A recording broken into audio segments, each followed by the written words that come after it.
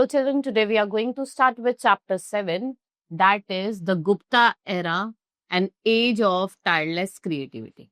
So in this chapter I will tell you about decline of Kushan Empire. यहाँ पे क्या होता है, तो कुषाण एम्पायर है उसका डिक्लाइन हो रहा था day by day.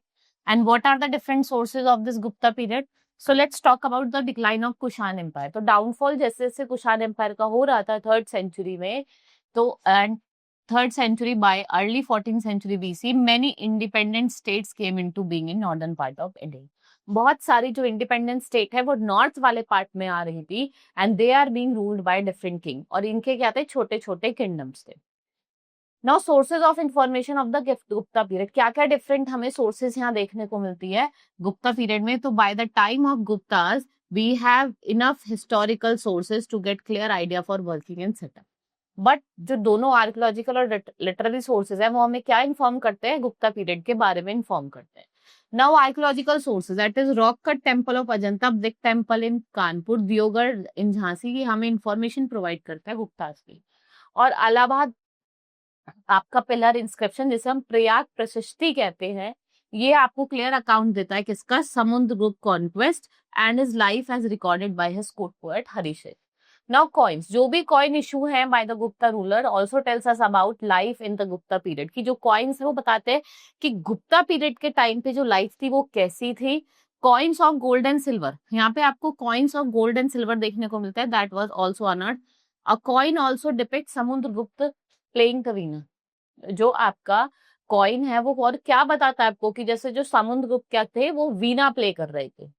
Right, literary sources जैसे accounts of Fayan, Buddhist scholar from China, gives vivid description of this period. अभिचरण Shakuntalam और रघुवंशम और Meghadutam by the famous poet Kalidas was written during this age, and they also provide information about Gupta age. ये हमें Gupta age की information provide करते हैं. फिर Gupta empire आ जाता है, only one of the kingdom in the Magadha region, जो आपके किंग रूल कर रहे थे जिनका नाम था Srigupta. It is said to be that he belonged to the Vaishyas community, and this was different from previous trend of king from being Kshatriya clan. He ruled in the period around 280 CE. और कब rule करा था, 280 CE में. And his son Ghatotkacha, जिनके बेटे थे जिनका नाम था Ghatotkacha, he took over the reins and he's continued to rule for about 40 years. और ये 40 साल के लिए रूल करे थे, और जो उनके बेटे थे that he came his son Chandragupta. This Chandragupta is not to be mixed up with the Chandragupta of the Mauryan empire. ठीक है, ये वाले जो थे चंद्रगुप्त वो अलग थे और जो मौर्यन एम्पायर वाले थे वो अलग थे. So since there is another king name Chandragupta, after some time they were recognized as Chandragupta first and Chandragupta second. फिर इनको हमने एज चंद्रगुप्त फर्स्ट और चंद्रगुप्त सेकंड बताया. And the neighbouring kingdom of the Vaishali was under the Licchavis, and the Licchavis were said to be of Nepali origin. ये नेपाल के origin के थे लेकिन ये इंडिया में आके सेटल हो गए थे. So what happened? They ruled the kingdom of Vaishali, which cover portion of North Bengal and Bihar. This clan obtained possession of Patliputra, and in 4th century, what happened? लिच्छावी जो princess थी उनकी शादी करा दी जाती है Magadh, who was called Chandragupta first. फिर Chandragupta first आ जाते हैं. The early life of Chandragupta was under a lot of influence of Kumar Devi, Lichavi princess. We learn about princess influence from the extent of her dominance. Chandragupta first conquered the kingdom of Pataliputra. ये पाटलिपुत्र के kingdom को क्या कर देते हैं, कॉन्क्वर्ट कर लेते हैं और अपना ही किंगडम स्टैब्लिश कर देते हैं. कहाँ पे, गंगा रिवर पे. Right, his kingdom extended from Bengal to Prayagraj and the region of Chandragupta is said to be have come to an end. फिर क्या होता है, जो रीजन था चंद्रगुप्त का वो एंड पे आ जाता है. फिर आता है समुद्रगुप्त. तो जो समुद्रगुप्त थे फर्स्ट थे, he was succeeded by Chandragupta first was succeeded by Samundragupta, and his reigned for about 50 years, on the pillar of which was erected by Ashoka. Right?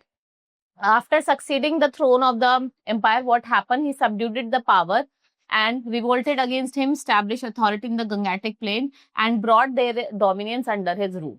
So he is said to have led a military campaign across the Deccan region and also controlled the forest tribes of the Vindhyan region. He performed Ashwamedh Yajan to establish and declare his supremacy, and his kingdom included lower Bengal under his supremacy. His kingdom include lower Bengal, upper Assam and part of Nepal.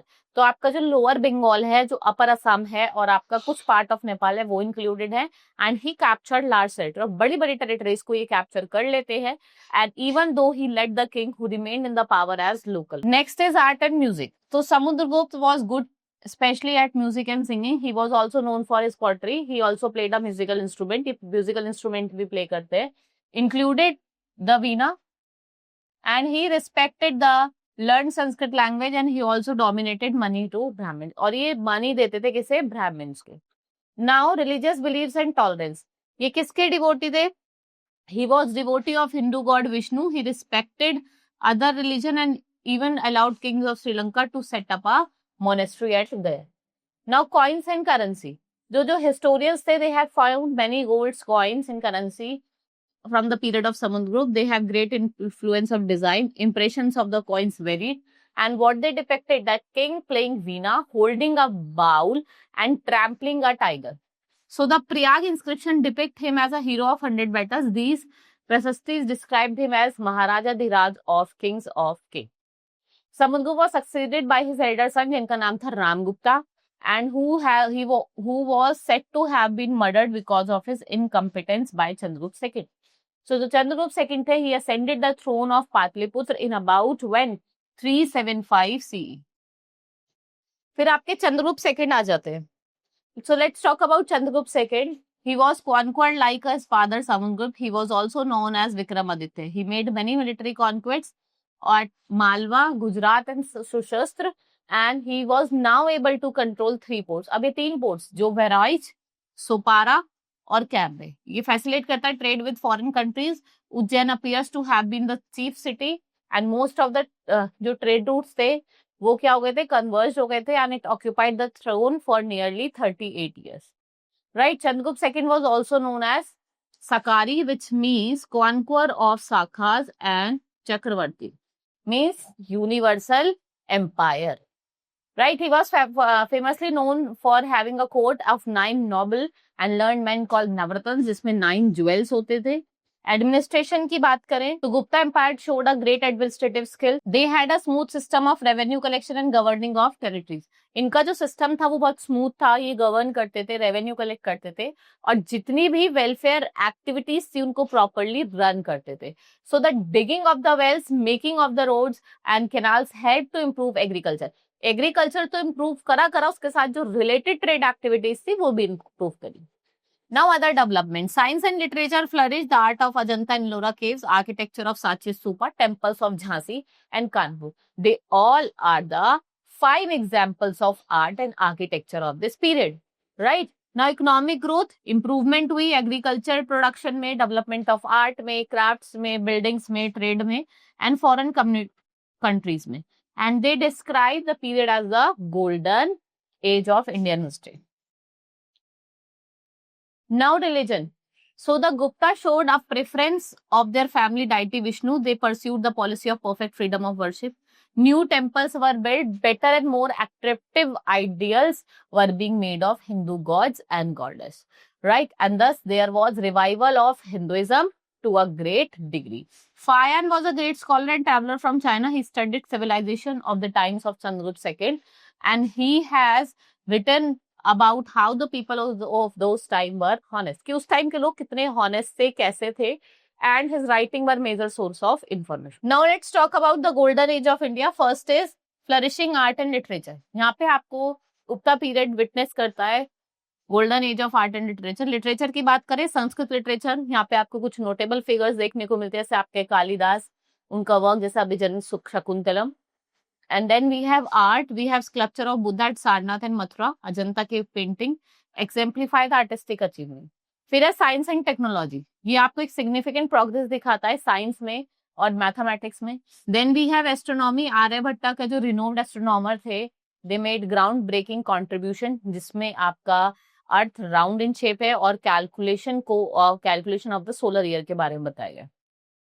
Mathematics, decimal system, use of zero. And then we have religious development, जिसमें आपके Hinduism हो गया, flourish कर रहा था. Development पूरा था temple architecture का. हिंदुइज्म की बात करें, Gupta ruler was known for their patronage of Hinduism. और टेम्पल कंस्ट्रक्शन. टेम्पल आर्किटेक्चर की हम बात करें, both rock cut temple and the free standing brick temple were built, right. Education, Nalanda university prominent centre of learning, ये attract करता है different scholars को from Asia. And it is estimated that one time more than 30,000 students used to get free education है. यहाँ पे 30,000 से ज्यादा बच्चों को पहले फ्री एजुकेशन मिलता था.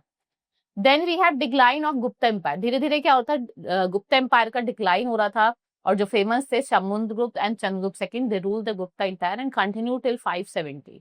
They had fight many wars with Hunas which made them weak. फिर आते हैं Pallavas, Chalukyas and Pulakeshin.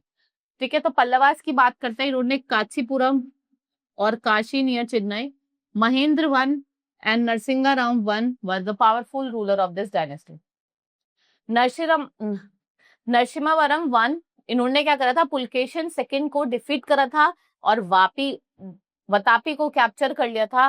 And he took the title of Vatapi Konda to conquer Vatapi. And he also led what successful expedition to Sri Lanka. Continuous military conflict weakened the Pallavas and their rule was ended by the Cholas in 9th century. फिर Chalukyas आते हैं, Harsha rule in North India. Chalukya emerged as a powerful dynasty in the region between Vindhyas and river Krishna, जिसकी capital थी वतापी, वो कहाँ, north Mysore में. फिर Pulakeshin second आ जाते हैं. The most Rin of Chalukya ruler was Pulakeshin second, and a प्रशस्ति on the wall of a Jain temple all description his conquest. और उनके कोर्ट पोएट कौन थे, रवि कीर्ति, जो मेंशन करता है पुलकेशिन की विक्ट्री ओवर हर्षवर्धन. और कहाँ पे, bank of Narmada. Pulakeshin empire stretch from Arabian sea in the west to the bay of Bengal in the east, from Narmada in the north to the river Palar in the south.